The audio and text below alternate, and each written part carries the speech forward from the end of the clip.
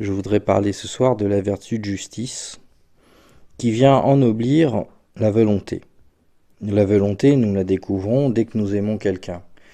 Nous faisons l'expérience d'un amour en nous et nous posons en nous une opération vitale qu'on appelle la volonté, qui est cette faculté d'aimer et donc d'être attiré par l'autre sous la dimension qu'il a de bien pour nous. Donc ça éveille en nous ce désir, cet amour qui va nous permettre de prendre des moyens et nous donner une énergie absolument incroyable jusqu'à faire notre vie avec cette personne. La vertu de justice va permettre de toujours rendre à l'autre son intégrité et son unité, son secret, c'est-à-dire de rendre à l'autre ce qui lui est dû. Tant que l'autre n'est pas saisi comme autre, et cette unité, cette distance n'est pas gardée, l'amour ne peut pas avoir lieu. Pourquoi? Parce que l'amour répugne à la contrainte. Pour aimer quelqu'un, il faut absolument que je sois libre. Donc, qu'il y ait une frontière extrêmement nette entre l'autre et moi pour que l'attraction puisse avoir lieu. C'est extrêmement bizarre, mais je ne peux pas aimer quelqu'un si je ne saisis pas l'autre comme autre. Il faut qu'il soit saisi dans une différence totale pour que l'attraction ait lieu. On utilise souvent des termes de fusion en disant qu'il ne peut pas y avoir d'amour. C'est tout à fait exact. Quand il y a quelque chose qui est fusionnel, l'amour ne peut pas se faire, tout simplement parce que je ne saisis pas l'autre comme autre. Donc il y a quelque chose en l'autre que je ne respecte pas, que je ne comprends pas, et je suis donc uniquement dans un ressenti de mes passions dont j'ai parlé dans le podcast sur les forces et la tempérance, mais ces passions ne sont pas cadrées. La justice, en fait, permet vraiment de maintenir toujours l'autre à une distance pour qu'il demeure toujours un secret et qu'il soit bon pour moi et qu'il m'attire. Alors, c'est important de comprendre parce que quand on lit le livre de Vitoz sur la volonté, il décrit ça de manière extrêmement puissante en disant la volonté peut tout, elle peut tout faire, elle rentre partout, c'est la clé de tout. Alors c'est tout à fait exact, hein, bien évidemment. Ce qu'il faut juste comprendre, c'est comment ça s'articule. Nous l'avons vu, je l'ai présenté, la volonté ne peut se mettre en place que s'il y a unité entre le mental, l'affectivité et le corps. Si l'unité des trois n'est pas en place, je ne peux pas vouloir. Pourquoi? Parce que la volonté me conduit à me positionner dans l'unité par rapport à l'autre. Je ne peux pas me positionner dans mon être par rapport à l'autre si toutes les dimensions de ma personne ne sont pas en place. C'est extrêmement important à comprendre. C'est pourquoi une rééducation au niveau du contrôle cérébral tel que Vitoz l'a décrite passe par des étapes qui sont d'abord la remise en place de l'unité par la réceptivité, ensuite apprendre à la personne à se concentrer afin de pouvoir donc vouloir, donc se positionner dans une décision, dans un engagement, dans un choix par rapport à quelque chose, dans toute sa personne. Toute la difficulté est donc de vouloir quelque chose pour lui-même et non pas pour soi. Il ne faut pas qu'il y ait de retour sur soi. S'il y a un retour sur soi, l'acte volontaire n'est pas possible puisque justement la volonté n'est plus à ce moment-là en œuvre, ce sont les passions, voire l'orgueil. C'est extrêmement dur à comprendre parce qu'on peut se dire mais c'est vraiment couper les cheveux en quatre. À partir du moment où je suis attiré, je suis attiré. Et bien en fait non. Parce que quand je pose un acte pour lui-même, quand je suis attiré par quelqu'un, la particularité, c'est que je me donne à l'autre sans retour sur moi. C'est ça l'amour.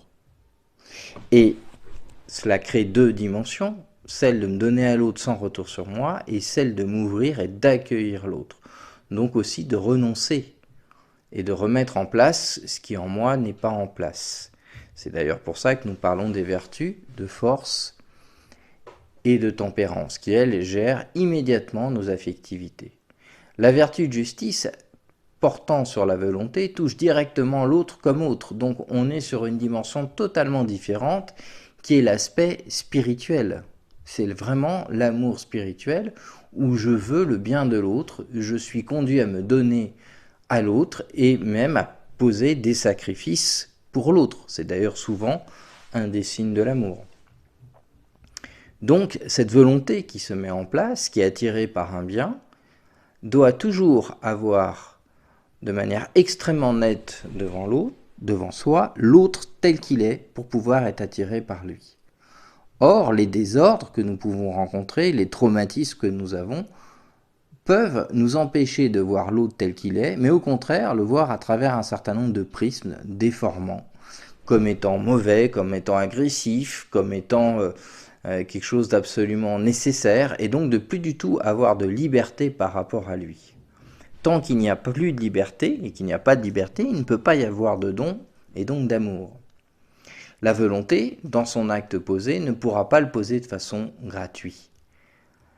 C'est pour ça que c'est si important de comprendre la vertu de justice, parce qu'elle permet en permanence de cadrer l'autre comme autre. Et donc, elle permet à la volonté de vouloir librement.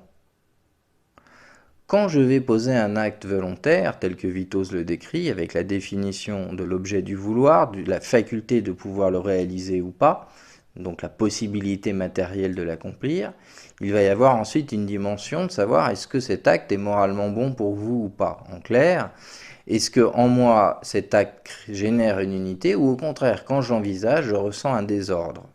Si je ressens un désordre, on ne peut absolument pas vouloir parce que l'unité est bloquée et donc la volonté ne peut pas se mettre en mouvement puisque en fait je ne peux pas vouloir l'acte pour lui-même ou me donner à l'autre, mais en réalité c'est pour moi que je le fais. Donc il y a un désordre qui se pose.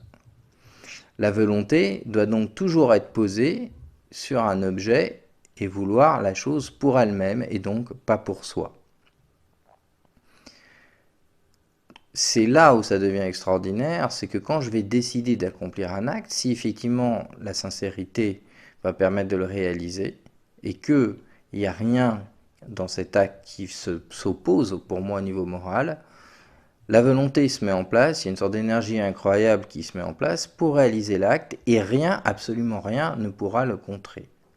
Alors vous pouvez me dire, oui, mais il y a des fois, la personne est vraiment angoissée, elle ne va pas y arriver. Ben pas du tout en fait. La volonté, il y a quand même un petit robinet d'énergie. C'est Vitos en parle, mais je vais vous donner une image pour bien le comprendre. Qui fait qu'en fonction de la finalité qui m'attire, l'énergie proportionnelle sera délivrée. Ça veut dire que, tout simplement, quand vous aimez quelqu'un, l'énergie que vous avez, c'est pas du tout la même chose que d'aller faire quelque chose que vous aimez. En clair, l'énergie émise est proportionnelle à la fin qui vous attire. Alors plus vous saisissez que c'est bon pour vous, plus effectivement il y a une netteté qui est mise en place. Quelqu'un qui peut avoir les pires crises d'angoisse et qui tout d'un coup découvre comment ce retour au réel est bon pour elle, va avoir la force de vouloir parce que sa volonté va émettre très exactement ce qu'il faut pour cadrer. Et pourquoi cette volonté se met en place? Parce que la personne elle-même est en unité, saisit son objet du vouloir et simplement, dans sa sincérité, le veut. Et donc, tout le problème de l'angoisse s'arrête. Alors c'est très spectaculaire, ça marche, c'est absolument incroyable, ça n'a rien de magique, il n'y a pas de pouvoir ou de force, quoi que ce soit, c'est juste la volonté qui permet dans la liberté de s'exprimer. Ce qui est important, c'est de comprendre que la vertu de justice permet de garder toujours l'intégrité de l'objet sans retour sur soi. Ce que vous retrouvez d'une autre façon quand vous aimez quelqu'un ou quand vous devez faire quelque chose ou vous rendez service, vous le faites pour l'autre, vous ne le faites pas pour vous. Et c'est à ce niveau-là que ça se passe.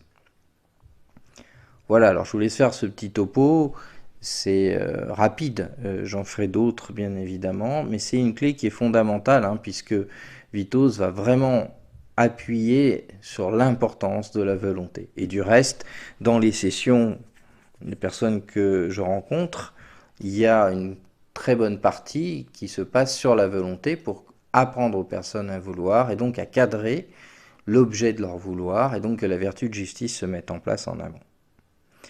Voilà, merci.